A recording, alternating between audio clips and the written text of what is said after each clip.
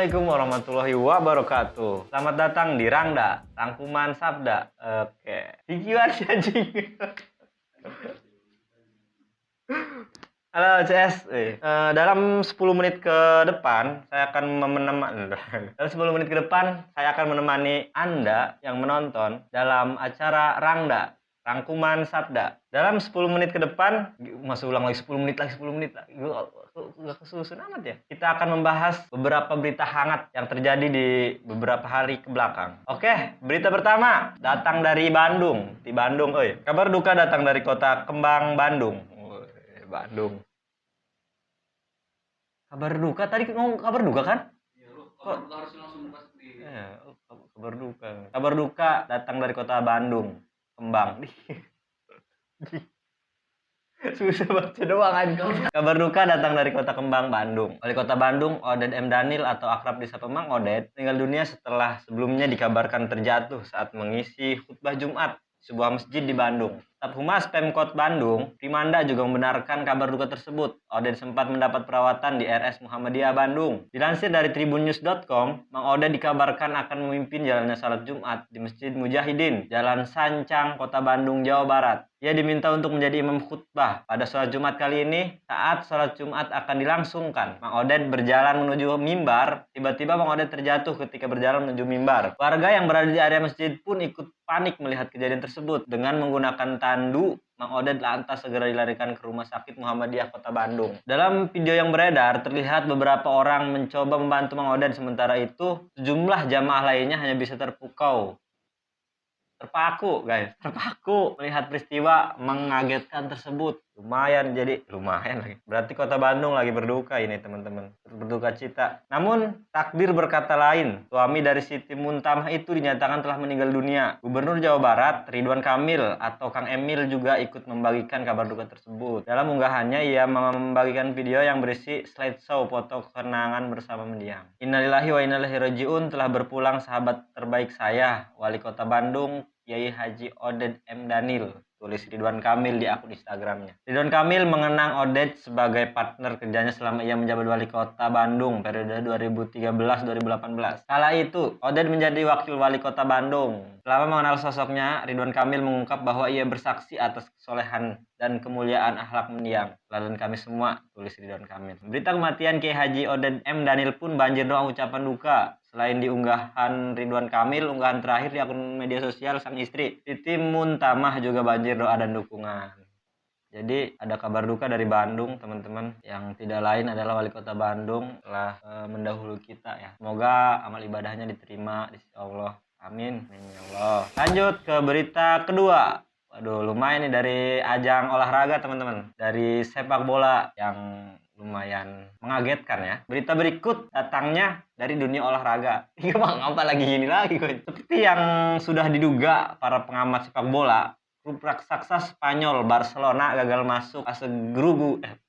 Seperti yang sudah diduga para penggemar sepak bola dunia, klub raksasa Spanyol Barcelona gagal masuk fase gugur Liga Champions. Barcelona masih belum berjodoh dengan Liga Champions. 4 tahun terakhir berjalan sulit. Ini bahkan Barca harus terlempar ke Liga Eropa. Barcelona tak berkutik dalam duel tandang ke markas Bayern Munchen. Matchday 6 Grup E Liga Champions. Barca butuh kemenangan untuk memastikan langkah ke babak 16 besar. Sayangnya pasukan Xavi Hernandez harus menyerah dengan skor telak 3-0. Perbedaan level kedua tim terlihat jelas. Bayern terlalu kuat untuk Barca yang sekarang. Menyedihkan sekali untuk para fansnya ini. Kekalahan ini sekaligus mengirim Barca ke Liga Eropa karena hanya mampu finish di peringkat ketiga Grup E. Di partai lain, Benfica mengalahkan Dinamo Kiev 2-0 untuk naik ke peringkat 2. Aduh, kesalip nampaknya teman-teman Barcelona. Merosot ke Liga Eropa tentu jadi catatan negatif bagi Barca. Klub Katalan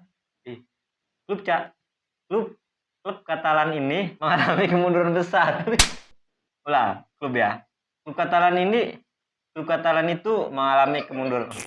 Klub Katalan itu mengalami kemunduran besar beberapa tahun terakhir. Kini Barca mungkin mencapai dasarnya. Tercatat Barca terakhir kali bermain di kasta kedua kompetisi Eropa pada tahun 2003-2024 silam. Lumayan sama ya teman-teman ya. Setelah itu mereka terus bermain di Liga Champions hingga akhirnya kini kembali merosot. Wah, mengenang mungkin. Akibat kekalahan tersebut, Barcelona jadi bulan-bulan netizen di Indonesia. Tak sedikit dari para warganet yang ramai mengejek Barcelona dengan memberikan ucapan selamat datang ke kompetisi Europa League atau lebih dikenal dengan sebutan Liga Malam Jumat. Waduh, horor. Decul menangis, Barca masuk Europa League. Welcome to Europa League, ucap akun Arifku. Puncak komedi hari ini dimenangkan oleh FC Barcelona. Decul mana Decul? Jangan lupa makan ya. Letuk akun Dika Toge. Waduh, Dika. Gitu ada sentuh. Lanjut, kasihan banget sih Kapi. Datang ke Barca cuma jadi tumbal proyek. Welcome to Europa League. Aduh, tambah akun Oxy. @Oxy. Saya jadi tahu tujuan utama Sapi, yaitu menggantikan hiburan Ole yang telah hilang. Decul, Barca, jangan nangis kalau tiap malam Jumat nonton Liga Pocong. Saut akun Nangi, @Nangi gitu. Dilansir dari bola.com, ada beberapa penyebab mengapa klub Katalan tersebut jadi makin oleng di Liga Champions. Pertama, pekerjaan Sapi terlalu berat. Awalnya Sapi menilai Barcelona hanya terlihat kurang mencetak gol, tapi penampilan terakhir menunjukkan bahwa ada lebih banyak pekerjaan yang harus dilakukan di Xavi di Camp Nou. Sapi tiba dari Qatar dengan penuh harapan, tetapi mereka sekarang semakin jauh dari puncak La Liga dan mereka tidak lagi berada di Liga Champions. Kedua, Bayern in another level. Another level. Di luar fakta bahwa Barcelona tidak seperti dulu lagi, Bayern juga benar-benar berbeda. Mereka tidak hanya memiliki skuad yang hebat, tetapi mereka juga bermain dengan kecepatan dan ritme yang luar biasa. Mantap. Sebagian besar tergantung pada tuntunan pelatih mereka, tetapi para pemain juga didorong semampu mereka. Ketiga, Jordi Alba menyerah. Masalah baru, tapi datang lagi. Jordi Alba datang ke pertandingan dikelilingi oleh keraguan, tetapi mengambil resiko dan bermain. Meskipun dia bahkan tidak bertahan 30 menit. Waduh, udah lemah berarti ya Jordi Alba ini. Aduh. Lanjut. Dia berhenti dan meminta untuk ditarik keluar, yang berarti Barcelona kehilangan opsi ofensif. Tapi Sapi sekarang memiliki masalah cedera baru untuk membuatnya sakit kepala lagi. Aduh, pusing. Udah bener di ini ya Sapi ya. Di mana tadinya? Di mana bos? Bos, udah bener di Qatar Kap. Sapi Hernandez ngapa pindah ke Barca? Aduh, pusing lu nanti juga. Lanjut ini. Lanjut aja ya. Nanti juga bagus hasilnya ya, Boy ya. Berita ketiga, kasus kekerasan seksual terhadap anak terus terjadi di Indonesia. Yang terbaru kasus 12 orang santriwati yang diperkosa gurunya di pondok pesantren. Astagfirullah. Aduh, kasus macam apa ini teman-teman? Dilansir dari kompas.com, Pusat Pelayanan Terpadu Pemberdayaan Perempuan dan Anak P2T P2A menyebutkan dari 12 korban pemerkosaan guru pesantren di Cibiru, Bandung, Jawa Barat, 11 merupakan warga Garut dan 11 korban warga Garut tersebut sudah melahirkan 8 bayi dari 7 korban. Waduh, ngilu dengarnya teman-teman. Salah satu korban bahkan punya 2 anak dari perbuatan asusila guru pesantrennya, Heri Wiryawan. Keduanya perempuan, 2 anaknya perempuan gitu. Kasus ini sendiri menurut dia terungkap setelah salah satu korban pulang ke rumah saat akan merayakan Hari Raya Idul Fitri. Orang tua korban rupanya melihat ada sesuatu yang berubah pada anaknya hingga diketahui anaknya hamil. Aduh. Nah, disitulah akhirnya dengan ditemani oleh kepala desa, mereka melapor ke Polda Jabar. Nah, itu awalnya seperti itu, kata dia. Setelah melapor ke Polda, mereka pun laporan ke Bupati Garut dan melapor ke P2T P2A. Gitu kan bacanya? Benar. Sejak saat itulah P2T P2A melakukan pendampingan terhadap korban dan orang tuanya. Hingga saat ini pendampingan masih harus dilakukan. Kasus ini juga menjadi perhatian Gubernur Jawa Barat Ridwan Kamil. Ia sangat geram terhadap ulah Heri Wiryawan alias WH. HW. Ia sangat geram terhadap ulah Heri Wiryawan alias WH. WHA sih. Ia sangat geram terhadap ulah Heri Wiryawan alias HW. 36 tahun yang memperkosa belasan santriwati hingga 9 santri di antaranya telah melahirkan. Waduh, pelaku sudah ditangkap polisi dan sedang diadili di pengadilan. Semoga pengadilan bisa menghukum seberat-beratnya dengan pasal sebanyak-banyaknya kepada pelaku yang biadab dan tidak bermoral itu. kata Ridwan Kamil dalam keterangan tertulis Kamis 9 Desember 2021. Ridwan Kamil memastikan santriwati yang menjadi korban perkosaan di salah satu pesantren Kota Bandung ini mendapatkan perlindungan dan pendampingan dari tim ahli. Anak-anak santriwati yang menjadi korban sedang diurus oleh tim DP3AKB Provinsi Jawa Barat untuk trauma healing dan disiapkan pola pendidikan baru sesuai hak tumbuh kembangnya, ujarnya. Ada beberapa fakta yang baru muncul ke permukaan pasca kejadian tersebut terungkap. Pertama, kejadian bejat tersebut sudah dilakukan sejak tahun 2016 silam. Lama boy. Apa ya? 2016, 2017, 2018, 2019, 2020, 2021, 6 tahun. 16, 17, 18, 19, 20, 21. Oh, 5 tahun, udah 5 tahun teman-teman. Dalam kurun waktu 5 tahun, pelaku sudah menggauli 12 orang dan 7 ya?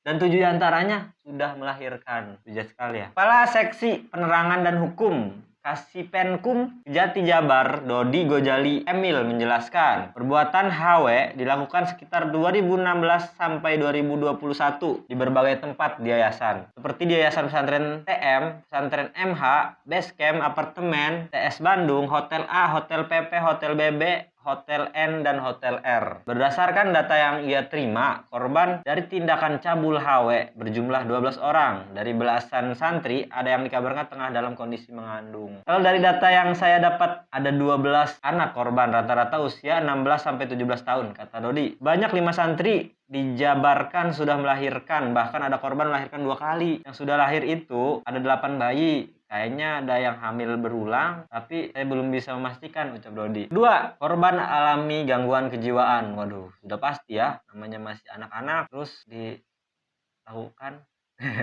Namanya masih anak-anak kan ya. Aduh, diperlakukan seperti itu pastilah mengalami gangguan kejiwaan. Mentalnya kena pasti. Perbuatan terdakwa Heri Wirawan telah mengakibatkan para korban terganggu secara psikologi kejiwaannya. Korban pun dibawa ke RS untuk menjalani visum et repertum. Ya, benar ya? Visum et repertum. Hasil pemeriksaan akhir dari 14 korban antara lain selaput darah tidak utuh dan mengalami perobekan. Apa itu selaput darah? Sedang digelar di Pengadilan Kelas 1A kasus Bandung, kali terakhir yang digelar pada Selasa 7 Desember 2021 di ruang sidang anak. Majelis hakim diketuai Yohanes Purnomo Suryoadi. Adapun acara sidang dilakukan secara tertutup dengan agenda pemeriksaan saksi-saksi korban. Jaksa penuntut umum Agus Murjoko mengatakan seluruh saksi korban sudah dihadirkan ke persidangan untuk klarifikasi keterangannya. Ya betul, sidang pemeriksaan saksi sudah rampung kemarin. Mengingat saksi masih anak di bawah umur, maka sesuai aturan undang-undang wajib dilindungi dan didampingi, ujar Agus saat dihubungi Rabu 8 Desember 2021. Agus menuturkan para korban mengalami trauma berat atas pemerkosaan yang dilakukan Heri Wirawan. Sedikitnya 4 korban diantaranya diketahui hamil dan sudah melahirkan. Ada 4 anak korban yang hamil. Sekarang sudah melahirkan semua, ucapnya. 3. Pelaku cabuli korban untuk cari bantuan. Gimana itu? Pelaku cabuli korban untuk cari bantuan. Oh, bantuan dana. Pelaku cabuli korban untuk cari bantuan dana. Aduh, udah nggak masuk akal, teman-teman. Kejaksaan Tinggi Jawa Barat mengungkap fakta bahwa Heri Wirawan, 36 tahun, pemimpin salah satu yayasan pondok pesantren di Kota Bandung yang mencabuli belasan santri diduga untuk mendapatkan dana bantuan dari sejumlah pihak. Hal ini diketahui bahwa Heri Wirawan yang tidak mengakui anak di bawah umur yang dilahirkan para korban yang dicabulinya dan mengklaim ke pihak luar jika anak-anak yang dilahirkan tersebut sudah yatim piatu. Udah bejat, nipu, cabul lagi ya teman-teman. Lengkap nih. Jangan ditiru. Ada dugaan yayasan itu dijadikan modus operandi kejahatannya. Operan dari si Randi. Operandi kejahatannya. Kata Kepala Kejati Jabar Asep N. Mulyana di Bandung, Kamis 9 Desember 2021. Asep mencontohkan bahwa dana program Indonesia Pintar, PIP, yang diperuntukkan untuk para santri diambil untuk kepentingan pribadi. Dugaan itu berdasarkan dari pengumpulan data dan penyelidikan yang dilakukan tim intelijen Kejati Jabar. Makin gila aja nih orang. Sementara itu, Kementerian Pemberdayaan Perempuan dan Perlindungan Anak (Kemen P3A) meminta agar pelaku pemerkosaan belasan santriwati di Bandung, Heri Wirawan, 36 tahun, dijatuhi hukuman kebiri selain pidana penjara. Jadi biar simpel kayaknya itu. Bagaimana dengan hukuman tersebut tertuang dalam pasal 81 ayat 7 Peraturan Pemerintah Pengganti Undang-Undang Perpu Nomor 1 Tahun 2016 yang telah ditetapkan menjadi Undang-Undang Nomor 17 Tahun 2016. Kami mendukung proses peradilan yang sedang berlangsung serta mendorong penerapan hukum yang tegas dan maksimum terhadap terdakwa, kata Deputi Perlindungan Anak Khusus Anak Kemen P3A Nahar dalam keterangan tertulisnya Jumat 10 Desember 2021. Menurut Nahar, tindakan yang dilakukan Heri Wirawan sebagai guru pesantren di Cibiru sangatlah keji dengan melakukan pemerkosaan terhadap 12 santriwati selama 5 tahun sejak 2016-2021 hingga 4 santriwati melahirkan 8 anak. Terdakwa telah melakukan perbuatan sangat keji terhadap anak yang ingin mendapatkan pendidikan terbaiknya, ujar Nahar. Nahar mengatakan kasus pemerkosaan di lembaga pendidikan berasrama sangat sering terjadi. Maka Kemen P3A terhadap adanya langkah pencegahan yang serius dari semua pihak. Aduh, buat teman-teman khususnya anak-anak muda agar lebih berhati-hati ya teman-teman, agar lebih berhati-hati dalam bergaul dan memilih dan memilah tempat yang akan kita tempati. Dalam kasus ini kita telah melihat bahwa ada sebuah pimpinan pondok pesantren yang akunya pondok pesantren melakukan tindak asusila yang sangat bejat ya. Bukan hanya tindak asusila ini, dia juga korupsi dana bantuan ya, sangat bejat sekali rupanya teman-teman. Ya mungkin itu dari ketiga berita tadi yang lumayan heboh ya belakangan beberapa hari kebelakang. Ya mungkin itu ya berita yang lumayan heboh dalam beberapa hari kebelakang ya. Yang pertama berita duka dari Wali Kota Bandung. Yang kedua ada berita datang dari sepak bola yaitu Barcelona yang tidak lolos dalam 16 besar Liga Champions. Dan yang ketiga adalah pencabulan yang akunya kiai terhadap santriwati. Itu saja rangkuman berita dari saya Wahyu Kurniawan dalam segmen Rangda Rangkuman Sabda. Udah gitu. Cuma gitu doang. Nggak manggil orang. Ini termos. Apa? Mr. Potato. Oke, teman-teman, kita akan panggil orang yang sangat berpengalaman dalam bidang pencabulan. Bidang olahraga aja ya, Tem ya. Oh, ini. Kita panggilkan orang yang berpengalaman dalam bidang sepak bola, teman-teman. Yaitu Mr. Kaleng. Mr. Kaleng. Kita panggil Mr. Kaleng. Cut ya. Hei, selamat datang. Selamat datang Mr. Kaleng. Apa kabar? Baik, ini copy paste banget itu Maya. Copy paste yang acara sebelah.